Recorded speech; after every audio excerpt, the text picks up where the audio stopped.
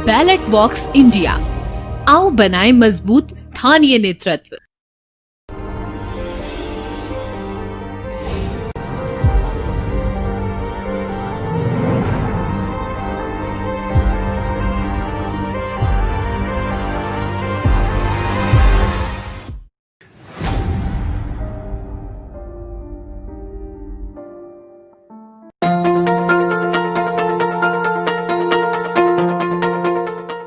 Local के लिए vocal बने। नव प्रवर्तक पोर्टल्स भारतीय इंजीनियरिंग द्वारा स्वदेश में ही निर्मित एवं संचालित हैं। आज ही अपना खुद का पोर्टल बुक करें। राजनीतिक नव प्रवर्तक के तौर पर हमारे साथ मौजूद हैं मेराज वली खान समीर।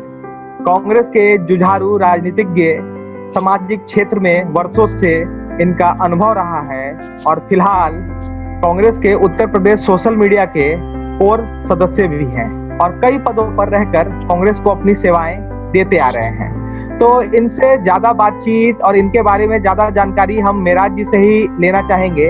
तो मेराज जी, बैलेट बॉक्स इंडिया पर आपका बहुत बहुत स्वागत है। धन्यवाद। मेरा सबसे पहला प्रश्न आपसे कि आप अपना जीवन परिचय दें और अपने संघर्ष की कहानी हमें बताएं। देखिए, हमारा 3 पीढ़ियों का सियासी अनुभव है। हमारे दादा मरहूम मलिहाबाद विधानसभा क्षेत्र की सियासत में हमेशा सक्रिय रहे और गरीब, वंचितों और ख़ास तौर से दलितों के बीच में उन्होंने बहुत काम किया और 2 चुनाव विधानसभा मलिहाबाद के उन्होंने लड़े। जिस वक्त मलिहाबाद सीट सामान्य हुआ करती थी और हमारे दादा आखिरी चुनाव लड़े थे, उसके बाद से ही वो आरक्षित हो गई। उसके बाद हमारे पिताजी ने कांग्रेस की सेवा करी और तमाम पदों पर यूथ कांग्रेस से लेके तमाम संगठनों, यहाँ तक जिला कांग्रेस कमेटी के अध्यक्ष के तौर पे उन्हीं ने अपने 7 साल बखूबी निभाए। उसके बाद 2014 में ये मौका मुझे मिला और 2 साल के लिए जिला कांग्रेस कमेटी का अध्यक्ष के तौर पे मैंने काम किया। उसके बाद और उससे पहले भी लगातार कांग्रेस के द्वारा और उसके अलावा मजीद और भी गैर राजनीतिक संगठनों में लगातार सक्रिय रहता हूं और जहां भी जो भी खिदमत खल्क के तौर पे जो भी अवसर मिलता है उस पे निर्वहन करता रहता हूँ। आपने बताया हमें कि आपका राजनीतिक अनुभव 3 पीढ़ियों का रहा है। हाँ, तो स्वतः ही आपका राजनीतिक अनुभव ऐसे भी बढ़ जाता है। तो वैसे में क्या आपको संघर्ष का राजनीति में जब आप आए तो फैमिली बैकग्राउंड थी, पारिवारिक पृष्ठभूमि ऐसी रही कि आप लगातार देखते आ रहे हैं। तो वैसे में दोनों पक्ष होता है कि राजनीतिक अनुभव तो आपको बचपन से ही प्राप्त होता ही रहता है, बट लोग भी कहने वाले काफी कुछ होते हैं। तो ऐसे में आपके राजनीतिक जीवन की जो शुरुआत हुई तो उसके संघर्ष में आपको क्या आपको क्या कुछ संघर्ष भी करना पड़ा उस दौरान?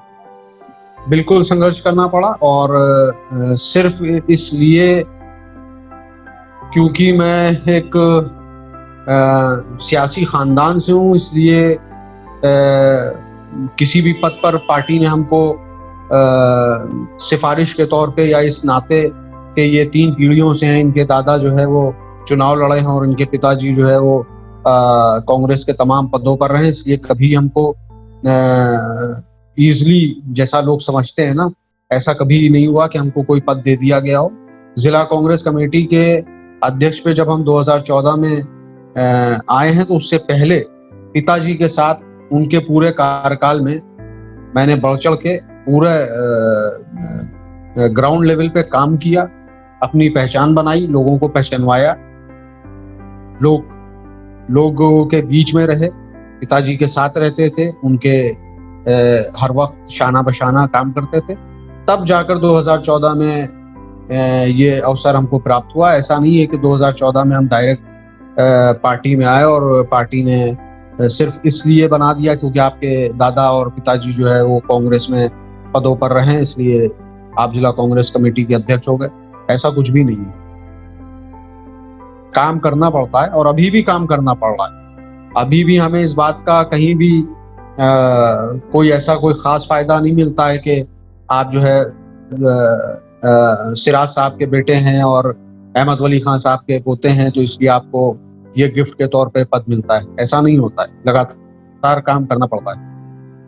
जैसा कि आपने बताया कि पिताजी के वक्त से ही आप लगातार काम कर रहे हैं और साथ ही आपने बताया कि कोई भी चीजें ऐसी नहीं मिल जाती अगर आपकी पृष्ठभूमि या आपका बैकग्राउंड या फैमिली बैकग्राउंड रहा है राजनीति में, तो उसके लिए आपको मेहनत करनी पड़ती है, काम करना पड़ता है। वैसे में मैं आगे जानना चाहूंगा कि आप पिताजी के साथ तो बेशक उनका साथ दे रहे थे, काम कर रहे थे, लेकिन सक्रिय राजनीति में आपका आगमन कैसे हुआ, क्यों हुआ, और अपने विजन के बारे में हमें बताइए और आगे के मुद्दे क्या हैं उसके बारे में थोड़ा विस्तार पूर्वक बताया। देखिए, सियासत में आगमन तो हमारा इसलिए हुआ और यूं हुआ कि जाहिर तौर पे मैंने जैसा आपको बताया कि तीसरी पीढ़ी हूँ, 2 पीढ़ियों से, और मैं जब से आँख खुली तब से घर में सियासी सरगर्मियों को देख रहा था कि किस तरह हमारे दादाजी लोगों की सेवा में लगातार सक्रिय रहते हैं। फिर देखा कि हमारे वालिद साहब किस तरह सियासत में हर वक्त सरगर्मियों में उसकी मशगूल रहते हैं। लेकिन मेरे दिल में हमेशा से अपने दादा वाली फीलिंग जो है वो मौजूद रही। मतलब गरीबों के लिए, मुफलिसों के लिए कहीं भी कुछ भी हो, और हमारे साइड से हमसे जो भी हो सकता है वो हम हमेशा करने के लिए मेरे मन में एक इच्छा रहती है। मैं तो अपने साथियों से यहाँ तक कहता हूँ कि कहीं भी मौका मिले अच्छा और नेक काम करने का, चाहे वो सियासी हो चाहे वो गैर सियासी हो, अगर आपसे कुछ नहीं हो सकता है तो एटलीस्ट आपकी मौजूदगी, किसी का अगर बुरा वक्त है, किसी को आपकी ज़रूरत है, तो उसको अगर आप अपनी सिर्फ मौजूदगी भी एहसास करा देते हैं तो उसके लिए वो बहुत बड़ी चीज़ होती है। तो इसी तरह हम जो सामाजिक अन्याय है या जो कुरीतियाँ हैं, जो सरकारों द्वारा या लोगों द्वारा जो अन्याय अत्याचार, इसके खिलाफ हमेशा से मन में पीड़ा रहती है और ये एक कोशिश और सोच रहती है कि समाज में जो भी बेहतर हो उसमें हमारा पार्टिसिपेशन होना चाहिए। हमारे मुद्दे तो इंडिविजुअली हमारा कोई अकेले का मुद्दा नहीं होता, क्योंकि जब आप किसी सियासी दल से ताल्लुक़ रखते हैं तो आपकी पार्टी का विजन ही आपका होता है और उसके ही मुद्दे आपके मुद्दे होते हैं। फिलहाल हमारा मुद्दा जैसा आप सब जान रहे हैं कि इस वक्त पिछले 6 सालों से, जब से केंद्र में भाजपा की सरकार आई है, किस तरह से लगातार हर लेवल पर देश से लेके प्रदेश तक में सिर्फ और सिर्फ झूठ की सियासत हो रही है। सिर्फ झूठ बोला जा रहा है और झूठ के द्वारा ही लोगों को भ्रमित किया जा रहा है। युवाओं को, महिलाओं को, वंचितों को, तमाम हर तरह के लोगों को सिर्फ और सिर्फ झूठ बोल के, युवाओं को कहा गया कि आपको 2 लाख नौकरी, 2 करोड़ नौकरी प्रतिवर्ष दी जाएगी। आप देख रहे हैं किस तरह करोड़ों लोगों की नौकरियां जा चुकी हैं। किस तरह से हमारे प्रदेश का और हमारे देश का लॉ एंड ऑर्डर, जिस पे हमारे देश की और प्रदेश की तरक्की और विकास का बहुत बड़ा दारोमदार होता है। जब आप किसी देश का और किसी प्रदेश का कानून व्यवस्था बेहतर नहीं कर पाएंगे तो उस जगह पर किसी भी तरह का विकास संभव नहीं है, क्योंकि इंसान की फितरत होती है कि उसको सबसे पहले अपनी जान और माल की हिफाजत चाहिए होती है। अगर आप निवेश के तौर पे अपने प्रदेश में, अपने देश में चाहते हैं कि तमाम दुनिया के लोग, तमाम बड़े कारोबारी हमारे प्रदेश और देश में निवेश करें, तो उनको सबसे पहले चाहिए होती है अपनी जान और माल की सुरक्षा। जिस तरह से हमारे देश और प्रदेश में हत्याएं, बलात्कार, रहजनी डकैती बढ़ती जा रही है, ये बहुत ही घातक है आने वाले वक्त के लिए, हमारे देश और प्रदेश के लिए। जो लोग ये सोचते हैं कि भाजपा का जो एक आइडियोलॉजी है, जो वो पर्टिकुलर एक जो उन्होंने लफ्ज गढ़ा है हिंदुत्व, ये इसको जो लोग सपोर्ट करते हैं आने वाले वक्त में उनको भी एहसास होगा कि ये उनका जो उन्होंने जो जिस मुद्दे को सपोर्ट किया है वो नाहक है, वो नाहक है। क्योंकि जब आप राम राज्य की बात करते हैं तो वो राम राज्य भी इसी तरफ इशारा करता है कि सबको समानता मिले, सबके लिए न्याय बराबर हो, सबको रहने की, सबके खाने की, सबके स्वास्थ्य की बराबरी, जो जिसको कहते हैं ना सामाजिक बराबरी, वही राम राज्य है। और उस तरफ भारतीय जनता पार्टी का कोई बढ़ता हुआ कदम दिखाई नहीं पड़ता। जैसा कि आपने बताया भी कि सिर्फ आपके मुद्दे नहीं, ये पूरी कांग्रेस पार्टी की विचारधारा है या सोच है कि उन्हें क्या करना है या कैसे आगे बढ़ना है। जी। आपने साथ ही बताया कि आप अपने दादा जी के वक्त से ही देखते आए हैं कि वो किस तरह से समाज में जुड़े रहे हैं या अपने क्षेत्र के लिए काम करते रहे हैं। तो वैसे में मेरा अगला प्रश्न आपके क्षेत्र से ही जुड़ा हुआ है कि आप अपने क्षेत्र के बारे में हमें बताएं कि यहाँ की समस्याएं क्या हैं और विशेषताएं क्या हैं। देखिए, हमारे क्षेत्र की समस्याएं और विशेषताएं मैं आपको बताऊं। हमारे क्षेत्र की विशेषता ये है कि हमारे क्षेत्र ग्रीन बेल्ट, मैंगो बेल्ट के नाम से जाना जाता है। पूरे विश्व में हमारा दशहरी आम मशहूर है।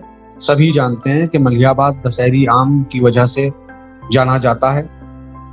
ये उसकी खास विशेषता है कारोबारी और आमदनी के तौर पे, इकोनॉमी तौर पे, और उसकी समस्या भी इसी से जुड़ी हुई।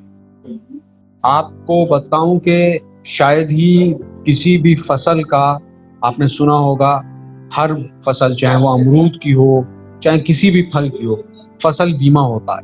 हमारे यहाँ आम के 40 किलोमीटर की ग्रीन बेल्ट है, 40 किलोमीटर का फल पट्टी क्षेत्र है। उसके बावजूद सैकड़ों हजारों किसान, लाखों परिवार उससे जुड़े हुए हैं, लेकिन हमारी आम का फसल बीमा नहीं होता है। दूसरी समस्या ये है कि हमारे क्षेत्र में सरकारी फल मंडी नहीं है। लोग प्राइवेट अपनी आड़तें चौराहे पर किराए की जगहों को लेकर 20,000, 25,000, 40,000 रुपए महीने के हिसाब से उसको किराए पर लेके वहाँ आड़त लगाते हैं और 2 महीने 4 महीने जब तक आम का सीजन रहता है उसके बाद चले जाते हैं। हमारे मंडी से लाखों रुपए डेली के हिसाब से मंडी शुल्क लिया जाता है, लेकिन मंडी समिति के नाम पर वहाँ जो सुविधाएं होनी चाहिए वो एक भी सुविधा नहीं। आप मलिहाबाद आम के सीजन में जाएंगे तो ना वहाँ आपको पूरी मंडी में एक भी सरकारी हैंडपाइप नजर आएगा, ना पानी पीने की व्यवस्था नजर आएगी, यहाँ तक कि शौचालय एक भी नहीं है, ना कोई सर्किट हाउस है, ना कोई गेस्ट हाउस है। व्यापारी आएगा कहाँ ठहरेगा? वो हम लोगों के यहाँ अपने ताल्लुकात के बल पे लोगों के घरों में रहते हैं या होटलों में रहते हैं। उनके रहने की कोई व्यवस्था नहीं है। बाहर से जो लोग आएंगे उनके पानी पीने की व्यवस्था नहीं है, उनके वॉशरूम जाने की कोई व्यवस्था नहीं है। मंडी समिति सैकड़ों तमाम सालों से लगातार हम लोगों से शुल्क के नाम पे मंडी समिति लेती आई है, जबकि कई बार उस पे बैन भी हो चुका है कि मंडी समिति वसूलना गैर कानूनी है। उसके बाद भी मंडी समिति से शुल्क वसूला जाता है, किसानों से भी और आढ़तियों से भी, लेकिन उसकी कोई सुविधा नहीं है। दूसरी एक बहुत बड़ी समस्या है जिससे हम लोग जूझते हैं। हमारे यहाँ जो धुलाई के लिए जो दवाएं, कीटनाशक इस्तेमाल होते हैं वो बड़ी मात्रा में एक्सपायरी और नकली बिक्री होती है। उस पे कोई सुनवाई नहीं है, कभी छापेमारी नहीं होती है, कभी उन लोगों को पकड़ा नहीं जाता है जो इसकी गैर कानूनी खरीद फरोख्त करते हैं। तो दवा का कारोबार जो एक्सपायरी होता है और जो नकली होता है उसका एक बहुत बड़ा कारोबार है, जिससे फसल को बहुत नुकसान होता है। मतलब सरकार की तरफ से हमारे किसानों को कोई सुविधा नहीं है, किसी भी तरह की कोई सुविधा नहीं, ये बहुत बड़ी समस्या है। चलते चलते मेरा आपसे प्रश्न कि आप अपने क्षेत्र के लिए या अन्य लोगों के लिए कुछ कहना चाहेंगे? आपके क्षेत्र के लोगों के लिए बस कहना क्या चाहेंगे, उनसे अपील है कि हमारे क्षेत्र में एक बड़ी समस्या, और इसकी अपील भी चाहूँगा कि जो लोग आम के कारोबार से जुड़े होते हैं, हमारे यहाँ किसी भी तरह की कोई ऑर्गेनाइजेशन नहीं, कोई बात रखने वाला नहीं है, किसी भी तरह की ऑफिशियल या नॉन ऑफिशियल कोई भी संगठन नहीं है। मैं चाहता हूं कि हमारे आम फल पट्टी क्षेत्र के किसानों का एक संगठन बने, और वो जो लोग भी बनाते हैं, मैं ये नहीं चाहता हूं कि आप हमको बना दीजिए या हमें अध्यक्ष बना दीजिए या हमारे द्वारा संचालित कोई संगठन। जो लोग भी बनाते हैं, हमारी अपील है कि हमारे क्षेत्र के लोग, किसान भाई एकजुट हों और एकजुट होकर एक संगठन बनना चाहिए, जिससे हम अपनी समस्याओं को, हमारी जो परेशानियां हैं उनको लेकर, जो हम दर बदर ठोकरें खाते हैं, तमाम खरीदार बाहर के आते हैं और हर साल हमारे किसानों का करोड़ों रुपए लेके भाग जाते हैं, और वो आते हैं अपनी शिनाख्त गलत बताते हैं, कहीं के रहने वाले होते हैं, कहीं का पता बताते हैं। हम जब वो पैसा लेके चले जाते हैं तो हमारे पास कोई लिखा पढ़ी नहीं होती, हम उनकी शिकायत तक दर्ज नहीं करा सकते हैं। हमारे पास कोई संगठन नहीं है, इसलिए हम एकजुट होकर न पुलिस के पास जा पाते हैं, न प्रशासन के पास जा पाते हैं। मेरी अपने क्षेत्र के तमाम किसान भाइयों से अपील है कि उठो, जागो और एक संगठन बनाओ, और हमारी जहां भी जो जरूरत हो, मैं हमेशा अपने किसान भाइयों, अपने क्षेत्र के लोगों के साथ निरंतर दिन रात कांधे से कांधा मिलाकर खड़े रहने के लिए तैयार हूँ। मेरी आवश्यकता जहां भी हो, मेरे किसान भाई, मेरे क्षेत्र के लोग मुझे एक आवाज देंगे, मुझे याद करेंगे, मैं उनके पास किसी भी समय जाने को तैयार हूँ और हमेशा तैयार रहता हूँ। मुझे किसी पद की कोई लालच नहीं है। मैं नहीं चाहता हूँ कि आप कोई संगठन बनाएं और उसमें मुझे किसी भी तरह का कोई पद दें। मैं एक आम क्षेत्रवासी, एक आम किसान के परिवार से ताल्लुक रखने वाले व्यक्ति के तौर पे आप सबके साथ, अपने क्षेत्रवासियों के साथ, अपने किसान भाइयों के साथ हमेशा खड़ा रहना चाहता हूँ। मैं अपने किसान भाइयों से ये अनुरोध करता हूँ, ये अपील करता हूँ। तो ये थे आज हमारे साथ मेराज वली खान समीर। इनकी बातें और इनका अनुभव बतौर इन्हें राजनीति में तो ला ही खड़ा किया, बट इन्होंने सामाजिक तौर पर भी अपने आप को बनाए रखा है और हमेशा समाज सेवा में तत्पर रहे हैं। तो मेराज जी, हमारी तरफ से आपको बहुत बहुत शुभकामनाएं कि आप हमेशा यूं ही आगे बढ़ते रहें और समाज के लिए काम करते रहें। बैलेट बॉक्स इंडिया से जुड़ने के लिए आपका बहुत बहुत शुक्रिया। शुक्रिया।